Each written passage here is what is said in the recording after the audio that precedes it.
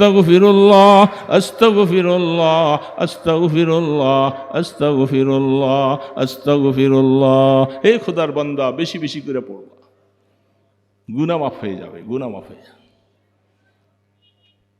আর লা হাওলা ওয়ালা কুওয়াতা ইল্লা বিল্লাহ, এটা আলাদা ভিন্ন আমল। যেই কোনো সমস্যা, হাদিসের মধ্যে আছেন কানজুম মিন কুনুজিল জান্নাহ, আমার জান্নাতের যত খাজানা সমূহ আছে সমস্ত খাজানার থেকে একটা খাজানা হইল লা হাওলা ওয়ালা কুওয়াতা ইল্লা বিল্লাহ। এটা আমি আমার নবীকে দান করেছি। রাসূল বলেন আল্লাহ আমাকে স্পেশালভাবে এটা দান করেছেন, আমার উম্মতের যা কিছু প্রয়োজন সে লা হাওলা ওয়ালা কুওয়াতা ইল্লা বিল্লাহ পড়তে থাকবে, তার সব প্রয়োজন মিটে যাবে। ফামান ইয়ামাল মিসকালা যাররাতিন খায়রান ইয়ারা। পৃথিবীতে একেবারে ছোট থেকে ছোট, যেটাকে হাদিসের ভাষায়, কোরআনের ভাষায় জাররা বলছে, এই জাররা পরিমাণ আমল যে করবে, যে কোনো ব্যক্তি ঈমানদার, এটা তার জন্য কল্যাণ বয়ে আনবে, এটা তার আমল নামায় ভালো লেখা হবে। একেবারে ছোট থেকে ছোট, যেটা অনেক সময় আমরা একে মূল্যায়ন করি না, এটার মধ্যে আবার কি আছে। পাশাপাশি আয়াত ওয়ামান ইয়ামাল মিসকালা যাররাতিন শাররান, যারা শার হিসাবে, খারাপ হিসাবে একেবারে ছোট থেকে ছোট কাজ করবে, এটাও কিয়ামতের ময়দানে ওজনের পাল্লায় আসবে।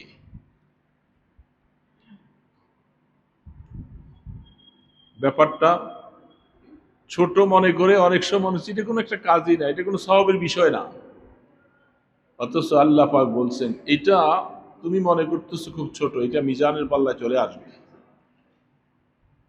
ছোট গুনাহ মনে করে বলছি, ছোটখাটো গুনাহ এটা আর কি হার হবে, এটাও তোমাকে কিয়ামতের ময়দানে মিজানের পাল্লায় উঠে আসবে।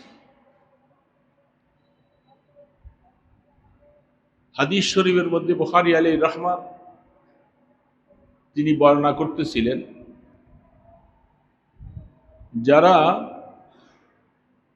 জেহাদের ময়দানে যাবে, জেহাদের জন্য ঘোড়া লালন পালন করে, বা ইন্না বাউলাহু ওয়া রিয়াহু ইউজানু ফিল মিজান, আল্লাহ রসুল বলেন যে ঘোড়াটা পালতেছে শুধু তার নিয়তটা, এটা কোনোদিন প্রয়োজন হলে জেহাদের কাজে ব্যবহার করবে। লালন পালন করতেছে, তাকে যা দানা পানি খাওয়াইছে, যে পানি খাওয়াইছে, যে রশি দিয়া ঘোড়াটা বেঁধে রাখছে, ঘোড়াটা চতুর্দিকে ঘুরেছে, যেখানে তার পায়খানা পড়েছে, প্রস্রাব পড়েছে, আল্লাহ রসুল বলেন কিয়ামতের ময়দানে তার নিয়ত সহি হওয়ার কারণে এই ঘোড়ার পায়খানা, প্রস্রাব, রশি দিয়া বাঁধা, দানা পানি যা খাওয়াইছে, সবগুলির সওয়াব আকারে কিয়ামতের ময়দানে মিজানের পাল্লায় উঠবে।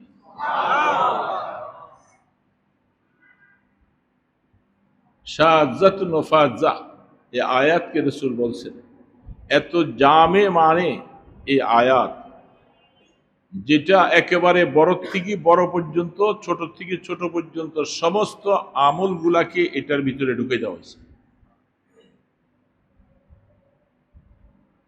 আমি কদম দিয়ে দিয়ে আসছি, এটা একটা ছোট আমল। হাত্তাকে আমাদের জীবনের, যেহেতু আমাদের জীবনটা অত্যন্ত ছোট জীবন, বালেগের পর থেকে নিয়ে মৃত্যু পর্যন্ত হায়াতটা, জীবনের 14 বৎসর পার হয়ে গেলে বাকি সময়টা আমাদের আমল, এগুলি আমরা করব। এর মধ্যে আমাদের কাজকর্ম, ব্যবসা বাণিজ্য, বিবাহ শাদী, সংসারের লালন পালন, রাজনৈতিক, সামাজিক অনেক কাজ আমরা করি। যদি আমাদের এখন এই কাজগুলি সব যদি দুনিয়া হয়ে যায়, এটা যদি সওয়াবের অংশ না হয়, তাহলে আমার হায়াতটা তো অনেকটাই বেকার হয়ে যায়। খুব বুঝার জন্য বলছি, অল্প সময় কথা।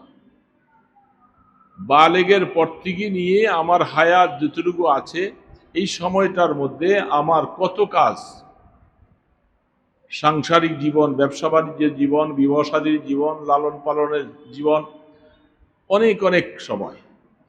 এই সবগুলি যদি দেখা যায় এটা যদি দুনিয়া দুনিয়া হয়, তাহলে আমার আখিরাত কোথায়? কথা বুঝতেছেন? আমার আখিরাত কোথায়? সারাদিনে 24 ঘন্টার মধ্যে নামাজ পড়ি, এতে 1 ঘন্টা সময় ব্যয় হয় না। তারপরে বাকি সময়টা আমি ঘুমাই, পায়খানা প্রস্রাবে চলে যায়, ব্যবসা বাণিজ্যে চলে যায়। তো আমার হায়াতের তো মেজর অংশ সব দুনিয়ায় দেখা যাচ্ছে, আখেরাত কোথায়? এই জন্য হাদিসের ব্যাখ্যার মধ্যে একটা উদাহরণ দিয়েছিলেন আল্লাহ রসুল। মোমেন মনে রাখো, এমন কি একটা গাছ আছে যে গাছটার একেবারে কাণ্ড, শিকড়, পাতা, জড়, ফল সব কিছু মানুষের কাজে আসে। এই গাছটা কি বলো দেখি তোমরা? আমাদের দেশের সাথে অনেকটা মিলবে না, এটা আরব দেশের মধ্যে আল্লাহ রসুল সাহাবাদেরকে প্রশ্ন করেছিলেন, সেইখানের কথাটা বলতেছিলেন। সেটা কি? সাহাবায়ে কেরাম এক একজনে এক একটা গাছের কথা বলছে। হযরতে আব্দুল্লাহ ইবনে আব্বাস রাদিয়াল্লাহু তাআলা ছোট ছিলেন, ছোট মানুষ। তিনি বলতেছেন, আমার দিলে একটা কথা আসতেছে, আমি ছোট মানুষ, এটা এত বড় বলতেছি, এত বড় বড় সাহাবাদের সামনে কেমনে বলি? তখন হযরত ওমরে ফারুক রাদিয়াল্লাহু তাআলা আনহু তিনি গাছটার নাম বললেন। হযরত আব্দুল্লাহ ইবনে আব্বাস রাদিয়াল্লাহু বলতেছেন, ইয়া রাসূলুল্লাহ, আমার দিলে এই কথাটা অনেকক্ষণ থেকে আমি ছোট দেখা এই মজলিসে বলার সাহস পাই নাই। আমাদের দেশের সাথে তুলনা নয়, আরব দেশের তুলনা। রসুলের জামানায় রসুল বলছে সেই গাছটা খেজুর গাছ। হাদিসের বর্ণনা অনুযায়ী সেই গাছটা খেজুর গাছ। আরব দেশে ওই জামানায় এখনো আছে অনেক জায়গায়, তার শিকড় কাজে লাগে, কাণ্ডটা কাজে লাগে, পাতাগুলি কাজে লাগে, ফল কাজে লাগে, এভরিথিং, তার সব কিছু জিনিসটা প্রত্যেকটা মানুষের কাজে লাগে। উদাহরণ দেওয়ার পরে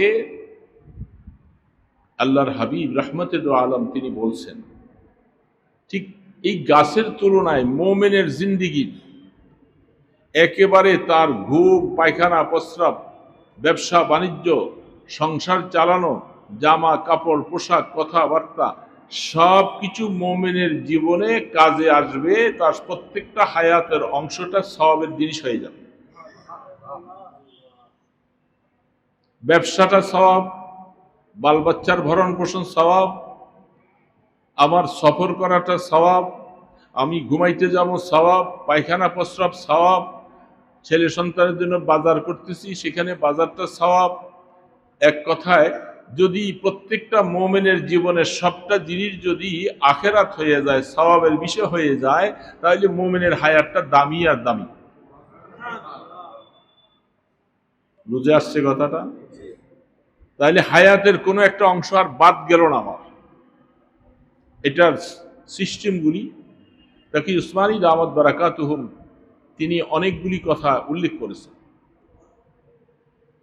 আমি ঘুমাইছি, এটাও যদি আমি মদিনার সিস্টেম অনুযায়ী যদি ঘুমাই, তাহলে আমার ঘুমটা ইবাদত। ঘুম থেকে উঠে আমি কি করতেছি? টয়লেটে যাইতেছি, সেইখানে নিয়ম অনুসারে নবীজির সিস্টেম অনুযায়ী টয়লেটে যাও, আমার টয়লেটে যাওয়াটা ইবাদত। আসার পরে আমি নামাজ পড়বো, এটা ইবাদত। আমি নাস্তা খাইতেছি, এটা আমার ইবাদত। বাজারে যাইতেছি, বাচ্চাদের জন্য বাজার করব, ইত্যাদি করব, এটা আমার ইবাদত। যিনি বাজারে বিক্রি করতেছেন তার বিক্রি করাটাও নিয়ত ভালো হলে, যে আমাকে আল্লাহ পাক হালাল রিজিক কামাই করার জন্য বলছেন, হালাল রুজি তালাশ করার জন্য বলছেন, আমি সেই হালাল রুজি তালাশ করার জন্য বাজারে যাইয়া নিয়ে খুলছি। একজন দোকানদার আর একজন খরিদ্দার, তিনি খরিদ করতে গেছেন, বাজার সদাই করে এগুলি আইনা বাল বাচ্চার মুখে উঠাইয়া দিলেন। হাদিসের মধ্যে আল্লাহ রসুল বলেন, একজন মুমিনের জীবনের যত দান আছে সমস্ত দান থেকে 1 নম্বর দান হবে তার বাল বাচ্চাদের জন্য যে বাজার করে তাদের জন্য যে খরচটা করেছে, এটা তার জন্য সবচেয়ে বেশি সওয়াবের বিষয়। চিন্তা করছেন? এই জন্য মোমেনের জিন্দিগি মুহাম্মদ রাসূলুল্লাহ সাল্লাল্লাহু আলাইহি সাল্লামের কথা অনুযায়ী, সিস্টেম অনুযায়ী, আমি একটা বাচ্চাকে মায়া করতেছি, ছোট বাচ্চা কোলে নিতেছি, এটা আমার ইবাদত। কারণ ছোট বাচ্চাদেরকে আদর করা, মায়া করা, এটা রাসূলের আদর্শ। আমি তাকে কোলে নিচ্ছি কেন? রাসূল বলছেন যে বাচ্চাদেরকে মায়া করো, আদর করো, আমার হোক আর জারি হোক। তাহলে আমার এই কাজটা ইবাদতের বাহিরে নয়। আমরা শুধু ইবাদত মনে করতেছি শুধু নামাজ পড়া, জিকির করা, তেলাওয়াত করা, এটাই ইবাদত। রাসূল বলতেছেন তোমার পুরা কাজগুলি সব ইবাদত হবে যদি তুমি এগুলা নিয়তটাকে সহি করে যদি করতে পারো। এই জন্য আমাদের এই সিস্টেমগুলি, এই কাজগুলি করবার সময় আমার নিয়তটাকে একটু সংশোধন করা চাই, যেটাকে হাদিসে লিখছেন। রাহমাতে দু আলম মিম্বরে দাঁড়িয়েছেন, খুতবা পড়তেছেন জুমার দিনে। ওই সময় রাসূলের নাতি হুজরাত থেকে আসতেছে মসজিদের দিকে, পড়ে যায়, উঠে আসে। রাসূল খুতবা বন্ধ করে মিম্বর থেকে নাইমা নাতিকে কোলে নিয়ে মিম্বরে আসছে। এই জমানা হইলে ইমামতি যাইব গা। এটা আবার কোন হুজুর আসছে, এর নাতি এতই বেশি বড় হয়ে গেছে গা, এর ছেলে বাচ্চা এতই বড় হয়ে গেছে, খুতবা থুইয়া দিয়া সে নামছে। নামাও খুতবার থেকে, মিম্বর থেকে তাড়াতাড়ি। কেন? আদর্শ জানি না, সুন্নত জানা নাই। রাসূলের আদর্শ জানা থাকলে এটা এই কথা আসতো। রাসূল নামাজ পড়তেছেন, নফল নামাজ পড়ে, সুন্নত পড়ে। হযরত আবু উমামা রাদিয়াল্লাহু তাআলা, রাসূলের নাতনি, ছোট বাচ্চা, তিনি ছোট মানুষ আসতেছে, আয়েশা রাসূলের কাঁধের মধ্যে চইয়া পড়ছে। নামাজের থেকে ধাক্কা দিয়া ফেলে দেন নাই, 2 হাত দিয়া ধইরা এক পাশে নামাইয়া সেজদা দিছেন, সেজদা থেকে উঠছে। এটা রাসূলের আদর্শ। কেন? এটা আপনি আমি করতেছি কি জন্য? এটা সওয়াব। মুমিনের জিন্দিগির প্রত্যেকটা কাজ, ওই খেজুর গাছের মেসাল আর দৃষ্টান্ত রাসূল দিয়া বলছেন, সেটার যেরকম প্রত্যেকটা বস্তু কাজে লাগে, আর গোড়ার অংশটা দিয়ে অনেক সময় নবীজে তামার বানা হয়। নবীজে তামার মানে এটা শরাব জাতীয় জিনিস বানানো হয়, বিভিন্ন কিছু। তো এই কথাটাই ফামাইয়ামাল মিসকালা যাররাতিন খায়রান ইয়ারা, এই জন্য আল্লাহ রাসূল বলছেন, এ মুমিন, তোমার জীবনের একেবারে ছোট থেকে ছোট, আদনার থেকে আদনা এই কাজটা, এটা যখন এটা নিয়ত সহি হয়ে যখন তুমি তরিকা অনুযায়ী করবা, এটাকে দেখবা কিয়ামতের ময়দানে মিজানের পাল্লায় অধিক সওয়াব নিয়ে আসছে। আর একেবারে ছোট থেকে ছোট, এটা গুনাহ, ছোট গুনাহ, এটা এমন কোনো বড় গুনাহ না, এটা আমি করি, অসুবিধা কি? আল্লাহ রাসূল বলেন এটাও কিয়ামতের ময়দানে তোমার মিজানের পাল্লায় চলে আসবে। তাহলে আমরা আমাদের জীবনের আল্লাহ রাসূল তার জীবন আদর্শের মধ্যে তালাশ করলে পাওয়া যায়। একজন মুমিন আরেকজন মুমিনকে সালাম দিছেন, রাসূল বলে যখন তুমি একজন মুমিন আরেকজন মুমিনের সালামের জবাব দিবা, একটু হালকা মুস্কি হাসি করে সালামের জবাব দিবা। এটা সুন্নত, আদর্শ। সালাম দেনওয়ালা তার মনটা খুশি হবে, মুস্কি হাসি দিয়া সালামটা। একজন মুমিনকে শুধু কোনো গরজ নাই, উদ্দেশ্য নাই, শুধু এমনিই দেখতে গেছে, সাক্ষাৎ করতে গেছে, রাসূল বলেন এত সওয়াব হবে কিয়ামতের ময়দানে। একজন মুমিনের ঈমানের কদর কত, কিয়ামতের ময়দানে তাদেরকে নূরের মিম্বরে বসানো হবে। ফেরেশতা জিজ্ঞাসা করতেছেন কেন যাচ্ছ?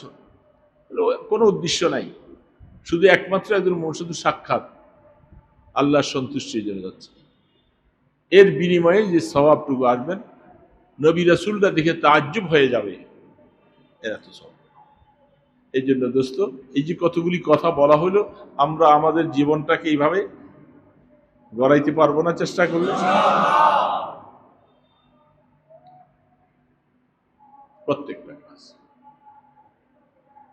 খানাটা খাওয়ার সময় আমি একটা দস্তর বিছিয়ে খাই, আঙ্গুলগুলি চাইটা খাই, খানার প্লেটটাকে মুছে মুছে খাই, নাই তো? এগুলি এখন উঠে গেছে, সমাজ থেকে উঠে গেছে। দস্তর নাই, আঙ্গুল চাটার অভ্যাস নাই, প্লেটের মধ্যে অর্ধেক খাবার রাইখেই প্লেট পানি ঢেলে দিয়ে দিচ্ছি। নেয়ামত না এগুলি? এই জন্য আমরা জীবন গড়াবো। এই যে লম্বা একটা বন্ধ গেছে আমাদের, ঈদের আগের থেকে শুরু হয়ে এই মাত্র শহরে লোকজন আসতে শুরু করেছে, এখনো অনেক বাড়িতে আছে। এই যে লম্বা সময়টা যে আমার অতিবাহিত হলো, তাতিল ছুটি, চাকরিজীবী ওয়ালাদের বেতন খারাপ, হ্যাঁ, যারা ফোরনে কাজ করে তারা কাজ করলে বেতন পাবে, আর চাকরিওয়ালাদের কি ছুটি পাইছে বেতন খারাপ আছে না? আমি এই সময়টা আমার বাড়িতে কাটাইলাম, চললাম, সেইখানে সময়টার ভিতরে আমি কতটুকু আমার ছুটিটার মধ্যে আমাকে আমার মালিক ছুটি দিছে, অফিস ছুটি দিছে, আল্লাহ পাকের পক্ষ থেকেও কি ছুটি আসছিল যে তোমার এই সময়টার ভিতরে তোমার নামাজ লাগবে না, ইবাদত লাগবে না, পবিত্রতা লাগবে না, ইত্যাদি ইত্যাদি, আল্লাহর তরফ থেকে কি ছুটি?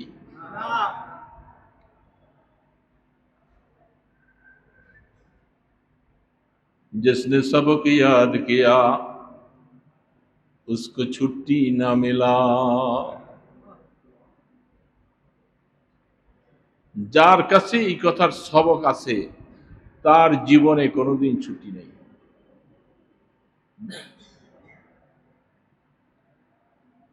মুসলমানের জীবনে কোনোদিন ছুটি আছে? অনেক সময় আরে যারা ঈমানদার, শরীয়তের ভাষা, আমি ওই দিন এক কমবক্ত ব্যাককলের কথা শুনছিলাম, হিজবুত তাওহীদ ওগো ইমামের আলোচনা শুনতে গেছিলাম, এমাম এই তাদের এমামের আলোচনা শুনছিলাম। সে বলছে এই দেখো এই দেশের মৌলবীরা, মুফতিরা মানুষকে কত সমস্যায় ফেলেছে, যে অসুস্থ হয়ে যাচ্ছে, নড়াচড়া করতে পারে না, এই সময় বলে যে তার নামাজ মাপ নাই। একজন মহিলা প্রসব বেদনা হচ্ছে, এই সময়ও নামাজ তার মাপ নাই। বলো এই মানুষের উপরে এত কঠিন শব্দ প্রয়োগ করে তারা ইসলামটাকে শেষ করে দিছে। বলতে এই জন্য আমরা নতুন ইসলাম লয়ে আসছি, যে নতুন ইসলামের মধ্যে এত কঠোরতা নাই। কি বলে, নতুন ইসলাম আনছে না, ইসলামের 12টা বাজাই দিচ্ছে। শরীয়তের মাসালাটা বুঝতে হবে। বেআকল তো আকল নাই, বুঝবে কি? যেই মহিলাটার প্রসব বেদনা শুরু হয়েছে এমন সময় যদি নামাজের ওয়াক্ত হয়, সেই সময় তো নামাজটা পড়তে পারবে না। তার শরীয়তের হুকুম হলো এই ওয়াক্ত নামাজটাও সে সুস্থ হওয়ার পরে কাজা আদায় করতে হবে। বুঝে আসছে কথাটা? এটা হলো শরীয়তের হুকুম। অসুস্থ মানুষ নড়াচড়া করতে পারে না, হুশ জ্ঞান আছে, ওযু ইস্তিনজা করা মুশকিল, তায়াম্মুম দিয়া তাকে নামাজ পড়াইবার মতো লোক আছে। শরীয়তের মাসালা হলো এই নামাজগুলিও তার এই অবস্থায় যদি সে মৃত্যুবরণ করে তাহলে এই ওয়াক্ত নামাজগুলারও ফেদিয়া দিতে হবে, কাফফারা আদায় করতে হবে। এটার নাম হলো শরীয়ত তাকে ছাড় দেয়। কথা বুঝছেন? আর ওরা বলতেছে এগুলি কিছুই লাগবে না, সব দিন ইসলামের 12টা। এই জন্য ইসলাম বুঝতে হবে, দিন বুঝতে হবে, আর দিন বুঝার জন্য সহি আকীদাওয়ালাদের সাথে তালিমে বসতে হবে, আসতে হবে। এই কথা আপনি ঘরে বসে থাকলে পাবেন না। ওলামায়ে কেরামদের সোহবতে আসলে পাবেন। আর তাদের কথা তো ওলামায়ে কেরাম লাগবে না, এই বড় ইমাম, তাদের নামাজের সিস্টেম উল্টা, সবকিছু উল্টা, সব উল্টা। পর্দা বলতে এগুলি এই জমানার পর্দা বলতে নাই, নারী পুরুষ একসাথে মিলে আছে, বড় ঈদের জামাত বড় কিছু করে। এবং আমাদের দেশের কোথায়ও জুমার নামাজ আদায় হয় না। সব এই দেশের সরকার সহ সবাই তারা সেই ইংরেজদের আমলগুলি, তাদের নিয়ম অনুসারে তারা এই দেশে দেশ চালায়, যার কারণে এই দেশে ইজনে আম বলতে নাই, এটা জুমা আদায় হয় না। তো একজন প্রশ্ন করলো যে তোমরা যে সেই সোনাইমুড়ির ওইখানে তোমাদের এলাকায় জুমা কায়েম করতেছো, সেটা কেন? বলে যে সেখানে আমরা জুমা কায়েম করতে এই জন্য, সারা বাংলাদেশের মধ্যে ওই জায়গাটা আমাদের সম্পূর্ণ নিয়ন্ত্রণে চলে আসছে, এই জন্য আমরা, আমাদের হুকুমত এখানে চলে, এই জন্য আমরা জুমা। তো সমস্ত শরীয়তের জিনিস উল্টা, ওলামায়ে কেরামের ফতুয়া উল্টা, সবকিছু উল্টা। তারাই বড়, সবচেয়ে বড় ইমাম, বড় ফতুয়া দাতা। এই জন্য মানুষের ঈমানকে নষ্ট করার জন্য কত রকমের ষড়যন্ত্র, কত বেড়াজাল, কত কিছু। আল্লাহ রসুল যে বলছিলেন কিয়ামতের আগে তসবির দানা ছিঁড়ে যাওয়ার পরে এক একটা দানা যেভাবে পড়তে থাকে, ঠিক এরকম করে ফেতনা একটার পর একটা, একটার পর একটা ফেতনা তোমাদের উপরে আসবে। এই জন্য ঈমানদার মুসলমান ভাইরা বোঝা দরকার, আমল একেবারে ছোট থেকে ছোট বুঝি বুঝি আমলগুলি করবো, এটা আমার সওয়াব হবে। আর গুনাহ যেটা দেখবো এটার মধ্যে আল্লাহ রসুলের, আল্লাহ পাকের নারাজগি আছে, ওতে বাঁচবো। কোনটা গুনার কাজ? ওই কমবখ্ত বলতেছিল এই টুপি, এই দাড়ি, এই পাগড়ি, এই জামা, এগুলি রসুল আরব দেশের মানুষ ছিল, অত্যন্ত প্রকোপ গরমের কারণে টিকতে পারে না দেখা এইভাবে মোটা জুব্বা পরেছে, টুপি পরে, দাড়ি রাখে। এটা রসুলের সুন্নত না, এটা ওনার ব্যক্তিগত আদর্শ। নবীজি কি আরব দেশের আঞ্চলিক, সারা বিশ্বের জন্য নবী না? তো ওনার এই পোশাকগুলি, এটা ওনার আদত, ওনার অভ্যাস বলে সে চালাই দিতেছে। তাহলে ইসলামের 12টা বাজাই দিতেছে। আমাদের এখন ক্ষমতা নাই দেখে, নতুবা ক্ষমতা থাকলে ওদেরকে এই দেশ থেকে বের করে দেওয়া দরকার ছিল।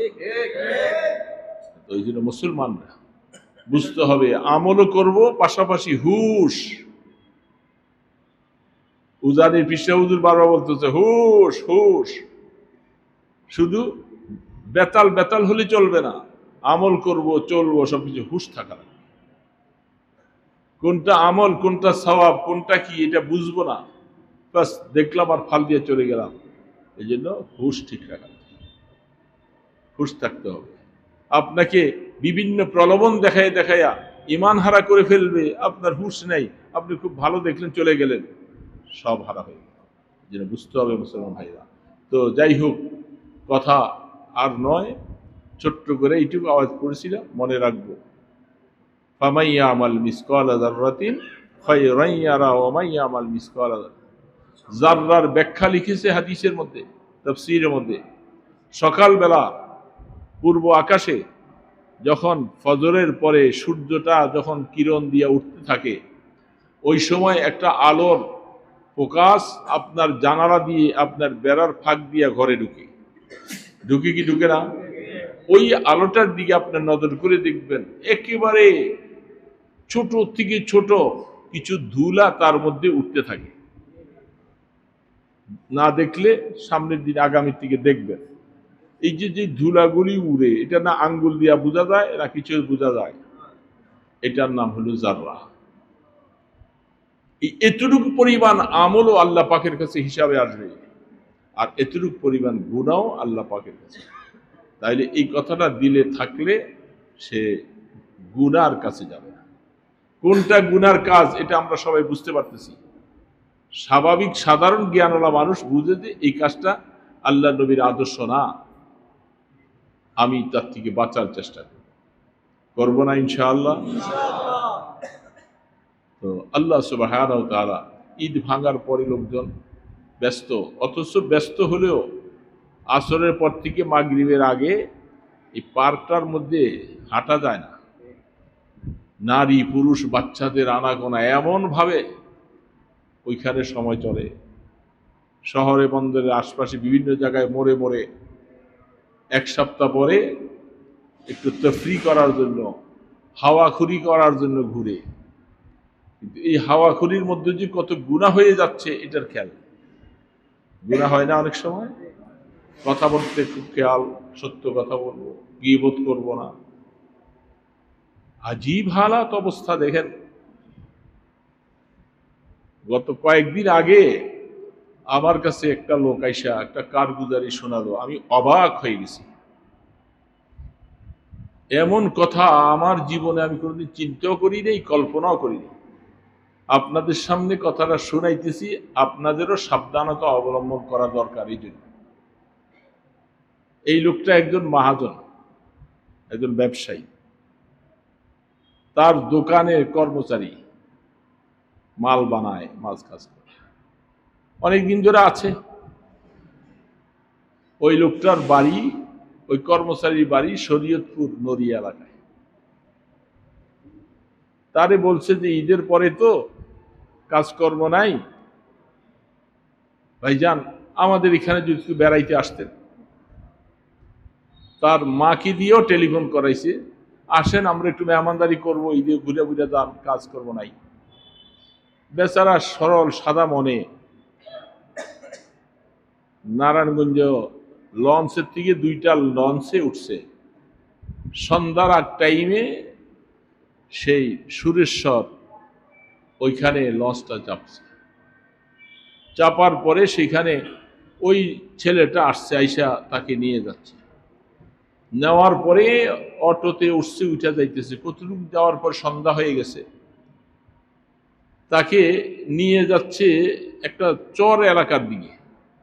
ও বলতেছে তুমি আমাকে কোথায় নিয়েছো? আমাদের বাড়িতে ওই পারে আসে। সে চিনে না, গেছে।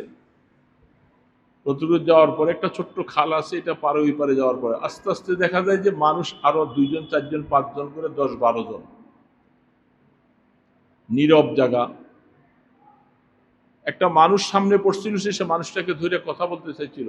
সেই মানুষটার কাছে প্রকাশ করছে ও হিরোইন খায়, ওর মাথায় টুপি আছে, পাঞ্জাবি পরা। বরং সে বলতেছে কয় কি এই সুরত ওইয়া এই কাজ করতেছে, ওরে পিটা ভালো করে। ওরে আর একটু দূরে নিয়ে ওরা এই কিল ঘুষি আর মাছ শুরু করলো। ওরা মেরে ফেলবে ওরে। ও তো এখন নার্ভাস অবস্থা। হায় হায়, 10-12 জন ছিল, সবাই মিলে তাকে মারতেছে এবং তারা ছুরি বাইর করছে, ওরে বাইরে জবাই করে ফেলবে। এমন সময় বলতেছে তোর কাছে কি আছে দে, এখন 2 লাখ টাকা দিবি। ও বলতেছে দেখ আমারে মারিস না, আমার 2টা বাচ্চা, আমাকে মারিস না। ওর কাছে ওই সময় 30-32 হাজার টাকা ছিল, বাকি বিকাশের থেকে আরো 30,000 কত নিয়ে 65,000 টাকা তখন তাদের হাতে দিছে। 2 লাখ দিয়া বলছে 2 লাখ টাকা দিবি। তো এখন তো যাও ব্যাংক বন্ধ, সব বন্ধ, আমি কোথেকে দিব? আমার মারিস না, তোকে পায়ে ধরে মাফ করে। অনেক অনুনয় বিনয় করার পরে এই টাকাগুলি পাইয়া তাকে ছেড়ে দিছে। পরে সে আইসা সেই সুরেশ্বরে, সেইখানে আইসা তারাতে একটা অটোতে উঠা জীবনটা বাঁচে, আল্লাহ তোর ঘাম ছিটা হাটফেল করে মরে যাওয়ার মতো অবস্থা। পরে আইসা বাসে আইসা পর্দা দিয়ে চলে আসছে। বলেন বলেন, একটা কর্মচারী, তার দোকানে সে কর্মচারী ছিল এতদিন, এতটুকু মানবতাও নাই যে আমি এই দোকানে কাজ করছিলাম, এখন হয়তো সে আমাকে চিনবে না, আমার বাড়িগত চিনবে না, খুঁজে পাবে না, তাকে মাইরে ফেলাবার জন্য এই অবস্থায়। কত রকমের ফিতনার, কত ষড়যন্ত্র। মানুষের মধ্যে মানুষত্ব বলতে এখন নাই, সব পশুর থেকে আরো অধম। সারাটা ফেসবুক খুললে দেখা যায় কিভাবে নির্যাতন, কিভাবে হত্যা, কিভাবে ধর্ষণ চলে, আবার মেরে ফেলা হচ্ছে, সবকিছু। এই জন্য বড় সাবধান। মানুষ চিনা যাবে, কঠিন কথা। এই জন্য ঘটনাটা শুনাইলাম যে বাস্তব কথাটা, অবস্থাটা আমি অবাক হয়ে গেছি। আশ্চর্য কথা, এত বড় দুঃসাহস। এই জন্য মানুষ এখন জানোয়ার, পশুর থেকে আরো নিকৃষ্ট হয়ে গেছে। যদি কমপক্ষে মানুষত্ব চাও তাহলে ফিরে আসো, আল্লাহর পথে ফিরে আসো, তা না হলে এই পৃথিবীতে আর মানুষত্ব হিসাবে পাবে না কোথায় খুঁজে। ওলামাই কেরামদের, আল্লাহ ওয়ালাদের, তাদের সংস্পর্শে যাও, জীবনের মোড় ঘুরাও, তা না হলে শান্তি নেই। এই জন্য বোঝার চেষ্টা করব। আল্লাহ পাক আমাদেরকে কথাগুলির উপরে আমল করার তৌফিক দান করুন। আমরা সামান্য কিছু মেহমানদারি অল্প কিছু করব। আমরা তো বাড়ির থেকে আসছি, অনেকে পকেট খালি করে আসছি, তারপরেও ইসলাহি জোরে আপনারা মাহফিল সবসময় কিছু শরীক থাকেন, ব্যাগগুলি ওনাদের সামনে দাও।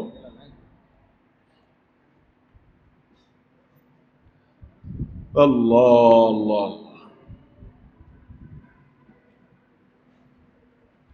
হয়তো হিরোইন খাবে, নতুবা অন্য আগাম কাজ করবে।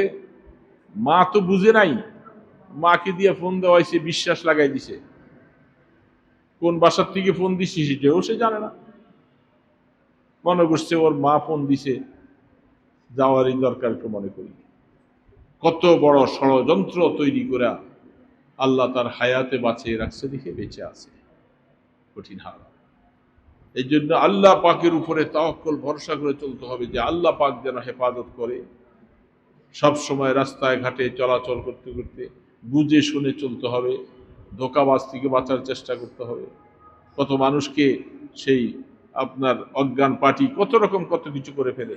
এই জন্য বাসার থেকে যখন বের হব, বিসমিল্লাহি তাওয়াক্কালতু আলাল্লাহ, আল্লাহ পাকের উপরে ভরসা করে চলবো সবসময়। দোয়া পড়ে পড়ে বাইর হবো, বাকি হেফাজত করবেন আল্লাহ। আল্লাহ হেফাজত করলে কেউ ক্ষতি করতে পারবে না। বহু ঘটনা আছে। আল্লাহর দিকে মুতাওয়াজ্জহ হব, আল্লাহর কাছে সাহায্য চাব, আল্লাহ পাক হেফাজত করবেন। কত রকমের দুষ্কৃতিকারী, কত ষড়যন্ত্রকারী এই অবস্থার ভিতরে আছে। যার জীবনে এই কাজটা যে করতে পারলো, সে কি জবাব দিবে আল্লাহর কাছে? কি জবাব দিবে? কোন জবাব আছে তার? আস্তাগফিরুল্লাহ রাব্বি মিন কুল্লি যামবি ওয়া আতুবু ইলাইহি লা হাওলা ওয়ালা কুওয়াতা ইল্লা বিল্লাহিল আলিয়্যিল আযীম। আস্তাগফিরুল্লাহ রাব্বি মিন কুল্লি যামবি ওয়া আতুবু ইলাইহি লা হাওলা ওয়ালা কুওয়াতা ইল্লা বিল্লাহ। আল্লাহুম্মা সাল্লি আলা মুহাম্মাদ ওয়া আলা আলিহি ওয়া আসহাবিহি ওয়া বারিক ওয়া সাল্লিম। আল্লাহুম্মা সাল্লি আলা মুহাম্মাদ ওয়া আলা আলিহি ওয়া আসহাবিহি ওয়া বারিক ওয়া সাল্লিম। একজন অসুস্থ মানুষ, ওপেন হার্ট সার্জারি হয়েছে, দোয়া চেয়েছেন। জুমার সময়ও তার জন্য দোয়া করছি, এখন আবার একটু দোয়া করি, আল্লাহ যেন তাকে সুস্থতা দান করেন। আলহামদুলিল্লাহি রাব্বিল আলামিন ওয়াস সালাতু ওয়াস সালামু আলা আশরাফিল আমবিয়া ওয়াল মুরসালিন। ربنا ظلمنا أنفسنا وإن لم تغفر لنا وترحمنا لنكونن من الخاسرين. رب اغفر لي ولوالدي وللمؤمنين يوم يقوم الحساب. আয় আল্লাহ, মেহেরবানি করে আমাদের গুনাহ খাতাগুলি মাফ করে দাও। আল্লাহ আল্লাহ, কত গুনাহ করেছি, ছোট ছোট না, অনেক বড় বড় গুনাহ করে ফেলছি। আল্লাহ আল্লাহ, আমরা ক্ষমা চাই, তওবা করলাম, মেহেরবানি করে আমাদেরকে মাফ করে দাও। আল্লাহ, আমরা বিশ্বাস করি আমরা সকলে কবরের যাত্রী হয়ে যাব। আল্লাহ, কিয়ামতের ময়দানে হিসাব দিতে হবে। আল্লাহ আল্লাহ, দয়া করে আমাদের হিসাবে কড়াকড়ি করো না। আল্লাহ, আমাদেরকে তুমি দয়া করে মেহেরবানি করে কম হিসাবের মাধ্যমে নাজাত দান করে দিও। আল্লাহ ইয়া আল্লাহ, জান্নাতুল ফিরদাউসের মালিক বানাইয়া দিও। আল্লাহ ইয়া আল্লাহ, হায়াতে যতদিন বাঁচিয়ে রাখো, আল্লাহ তুমি আমাদের জান মাল আবরু ইজ্জতের হেফাজত করিও। আল্লাহ আল্লাহ, আমরা আপনার কাছে সুপর্দ হয়ে গেলাম। আল্লাহ, আপনি আমাদের জিম্মাদার হয়ে যান। আল্লাহ আল্লাহ, ছোট থেকে ছোট সমস্ত আমলগুলি, নেক আমলগুলি করবার তৌফিক দান করো। আল্লাহ, ছোট থেকে ছোট গুনাহ থেকে আমাদেরকে বেঁচে থাকার তৌফিক দান করো। ইয়া আল্লাহ, সুস্থতার হায়াত দান করেন। আল্লাহ, তোমার এক বান্দা দোয়া চেয়েছে, তাকে শিফায়ে কামিলা আজেলা নসিব করে দাও। আল্লাহ, পূর্ণ সুস্থতা দান করে দাও। ইয়া আল্লাহ, আমাদের মধ্যে যারা অসুস্থ আছে সবাইকে শিফা দান করে দাও। যারা মুসিবতে পড়ে আছে তাদের মুসিবত দূর করে দাও। ইয়া আল্লাহ আল্লাহ, তোমার যে বান্দা এই মুসিবত থেকে উদ্ধার হয়ে আসছে, আল্লাহ তুমি তাকে আজরা আজিম জাযায়ে খায়ের দান করো। আল্লাহ মেহেরবানি করে আল্লাহ আমাদের সমলের দিলের নেক মাকাসিদ গুলি পুরা করে দাও। ইয়া আল্লাহ, দয়া করে মেহেরবানি করে আমাদের দুরুদ ও সালামের হাদিয়া সোনার মদিনায় পৌঁছে দাও। আল্লাহ আপনার হাবিবের তরিকার উপরে চলা আমাদের জন্য সহজ করে দাও। সাল্লাল্লাহু তাআলা আলা খায়রি খালকিহি মুহাম্মাদি ওয়া আলা আলিহি ওয়া আসহাবিহি আজমাইন বিরহমাতিকা ইয়া আরহামার রাহিম। দুনিয়ার অনেক কাজের মধ্যে, অনেক কথার মধ্যে সন্দেহ থাকে, আর এই কথার মধ্যে কোনো সন্দেহ নাই। এটা ইমানদারের কাছে যেরকম বাস্তব, যারা কাফের মুশরিক তাদের কাছেও বাস্তব। তারা এই কথাকে বিশ্বাস করে, আর আমরাও বিশ্বাস করি। বেশ কম কোথায় তাদের বিশ্বাস আর মুসলমানদের বিশ্বাস একটু পার্থক্য আছে। মুসলমান মৃত্যুকে বিশ্বাস করে, কাফের মুশরিকেরাও বিশ্বাস করে। তারা দেখতেছে বাস্তবেই তাদের চোখের সামনে তাদের বাবা নাই, মা নাই, চলে যাচ্ছে। এটা দেখে শুধু তারা মৃত্যুটাকে বিশ্বাস করে। আর আমরাও দেখতেছি, দেখে আমরাও বিশ্বাস করি। বিশ্বাসের মধ্যে কিছু ত্রুটি আছে। মুসলমানদের বিশ্বাস হলো মৃত্যুর পরে কবরে প্রশ্ন হবে, পুনরুত্থান হবে, হিসাব নিকাশ হবে, এবং হিসাব নিকাশে পাশ ফেল আছে। যারা পাশ করবে তাদের সুখময় স্থান জান্নাত দেওয়া হবে, যারা ফেল করবে এরা দুজক জাহান্নামে যাবে। এটা হলো মুসলমানদের আকীদা, মুসলমানদের বিশ্বাস। আর কাফের মুশরিকেরা কবরে কোনো প্রশ্নকে তারা বিশ্বাস করে না। কিয়ামতের ময়দানে উঠতে হবে এটাকে তারা বিশ্বাস করে। হিসাব নিকাশের আওতায় আসতে হবে এটা তারা বিশ্বাস করে। তাহলে দুই দলের আকীদার মধ্যে অনেক ডিফারেন্স। তারা মৃত্যুর পরের অবস্থাগুলাকে কোনোটাই মানে না, বিশ্বাসও করে না, বিধায় তারা ঈমান হারা, তারা কাফের। মুসলমান বিশ্বাস করে, সেই অনুযায়ী নিজের হায়াতকে বানাবার চেষ্টা করে। হ্যাঁ, তার মধ্যেও ত্রুটি বিচ্যুতি আমাদের হয়ে যাচ্ছে, হবে। এই জন্য আমরা ঈমানদার। কোরআনের মধ্যে বিভিন্ন জায়গায় আল্লাহ পাক বলছেন, তাদেরকে যদি প্রশ্ন করা হয় আসমান জমিনের স্রষ্টাকে, তারা বলে আল্লাহ। আর আমাদেরকে প্রশ্ন করলে আমরাও বলি আল্লাহ। মাঝখানে তারা কাফের, আমরা মোমেন। কি সমস্যা? সমস্যা হলো তারা আসমান জমিনের স্রষ্টা আল্লাহকে মানেন, তবে আল্লাহ পাকের ক্ষমতাটাকে সীমিত করন। তারা যেই দেব দেবীর পূজা করে এদেরকে অনেক ক্ষমতাবান বলে, এবং তাদের মাধ্যমে আল্লাহ সব কাজগুলি করান। আর ঈমানদার বলতেছেন সমস্ত ক্ষমতার মালিক তিনি, যা কাজকর্ম করবেন সবকিছু তিনি তার নিজের ক্ষমতার বলে করেন। এই হলো তাদের সাথে আমাদের আকীদাগত তফাৎ, ডিফারেন্স।